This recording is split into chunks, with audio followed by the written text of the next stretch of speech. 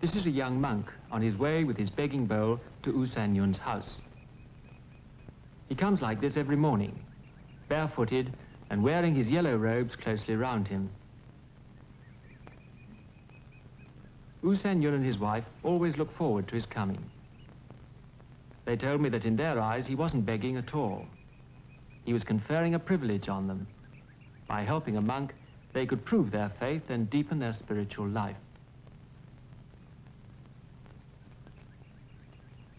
The monk is taught in the monastery how to accept charity with dignity and without losing self-respect. From beginning to end, they mayn't say a word to each other. All over Burma, scores of thousands of monks take round begging bowls just like this. They're treated with reverence wherever they go. They belong to the oldest religious order in the world, founded by Buddha 2,500 years ago. In the mornings and evenings in their home, U San Yun and his wife spend a short time in meditation.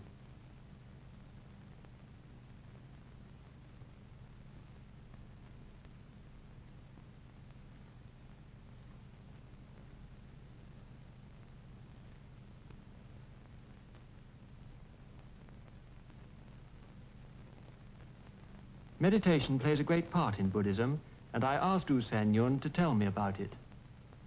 A good Buddhist devotes himself to meditation for an hour or two in his home, usually at night or at early dawn.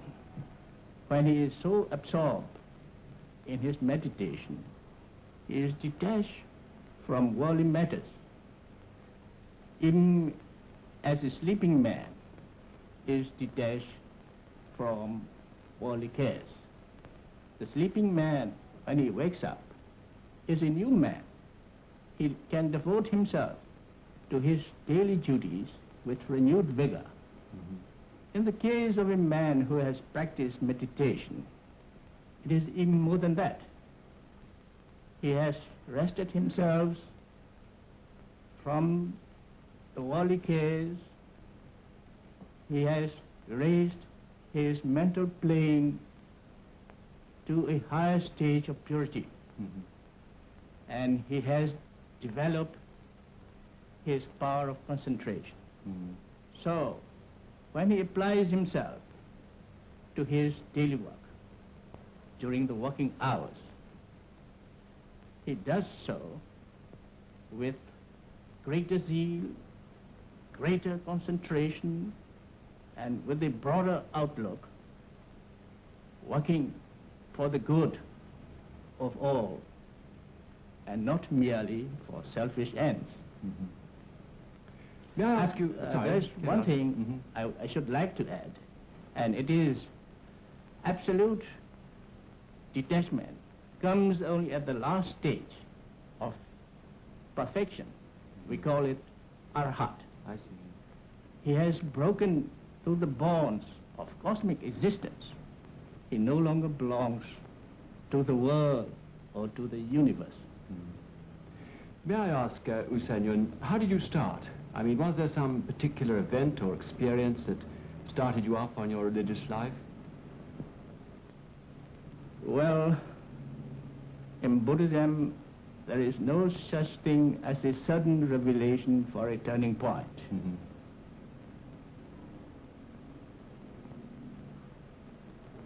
Understanding and appreciation ripens with experience and wisdom.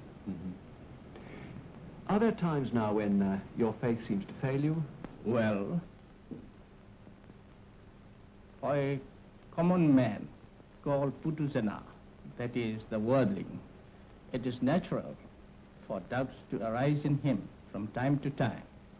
But once a person is well established in Buddhism and has reached the first stage of purification called Sotapanna, he has discarded all doubts and heresy. I see. You believe in a life after death, of course, U San Yun. Oh yes, we do. And in karma, would you Yes. describe that a bit for us? Well, Karma is the universal law of action and reaction, cause and effect, by which we can determine our future by our own deeds. It is the practical and scientific explanation of the truth of what ye sow, so shall ye reap. These words are uttered by Buddha himself 500 years before Christ. U San Yun's house is within sight of the most famous pagoda in the world, the Sayadaw pagoda.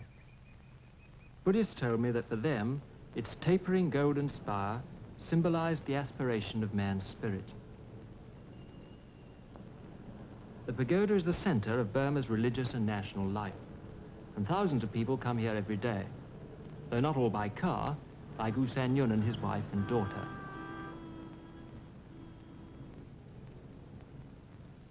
They come about once a week. Before they go into the pagoda, they'll take their shoes off as a mark of respect. Their purpose in coming, they told me, was to strengthen their inner life, reminding themselves of their faith by paying homage to Buddha and expressing their gratitude for his teaching. On the way in, at these stalls at the entrance, they buy flowers, which are their symbols of purity, to place before one of the statues of Buddha. U San Yun buys a traditional paper umbrella. This symbolizes helping your neighbor by giving him shade, a pledge that U San Yun will try to repay his debt to Buddha by unselfishness to others.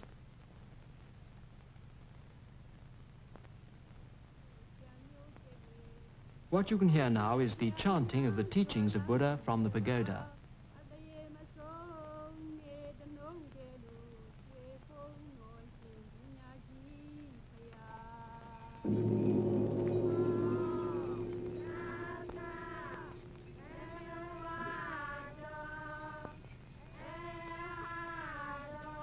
As U San Yun explained it, Buddhism is a simple faith.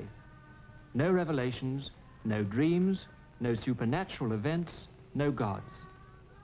All these shrines and statues seem to me to belie this. But U San Yun said, don't think, when you see us bowing before Buddha's image, that we worship him as a god, as you worship Jesus Christ in the West. We think of Buddha as a man, a teacher who can show us the way to peace of mind. He said they didn't ask for things in their prayers, and they didn't expect help from Buddha except through his teachings. They didn't even try to copy Buddha's life, as in their view, no one life could be a pattern for all.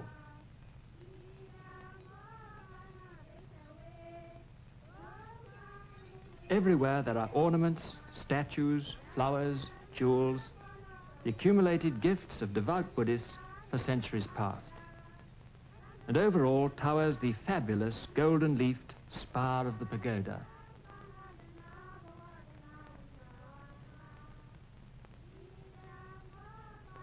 Besides the pagoda, U San Yun also often visits this monastery.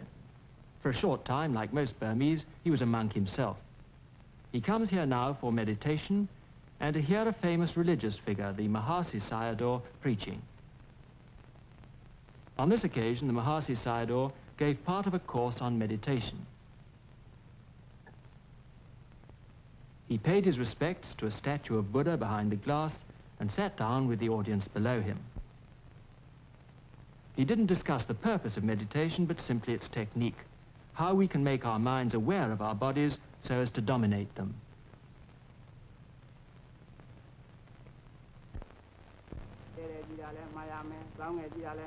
The translation is, when you begin to meditate, concentrate your mind on your physical movements.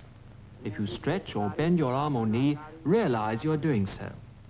If you're holding your robe or begging bowl, know that that is what you're doing.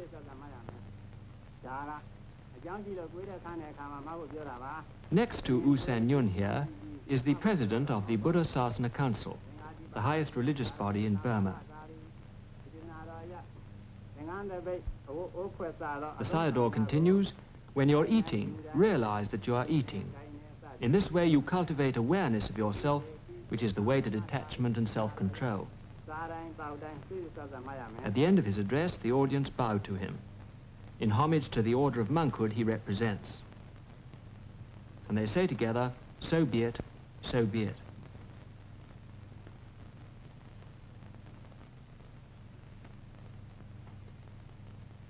Monks aren't the only teachers of meditation in Burma. With U San Yun here is a layman, a former cabinet minister, U Ba Khin, who acts as spiritual director, or guru, of this modern meditation center. In thousands of lay meditation centers like this, Burmese Buddhists cultivate self-mastery as the key to a deeper spiritual life. U Ba Khin's most proficient pupil is Mr. Venkataraman here. He's preparing to go into a trance known as the trance of cessation. He pays his respects to his guru and sits down and begins to concentrate.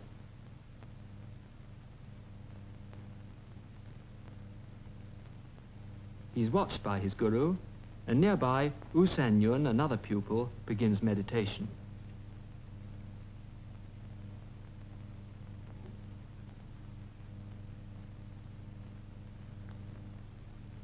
In less than a minute, Mr. Venkataraman is in a deep trance. When he is like this, nothing can wake him up except the voice of his guru. Venkataraman.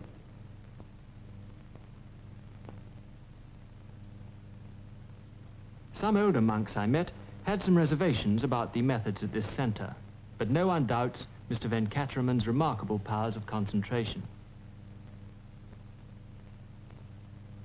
Afterwards, he explained to me the experience he had had, and summed it up as follows. As soon as I rose up, I found my body very light, and also, at the same time, my mind was crystal clear. I see. It gave me a mental happiness, peace and happiness, which words could not describe. At any rate, it was immensely pleasing to me. Do your experiences vary at all? I mean, is it the same every time? Well, of course, you see, it is the same. But the images, when I go in the slow motion, the pictures, what I see, the vision might vary. But otherwise, it's all the same. And you value these experiences very highly? Surely, because it gives me mental peace and happiness.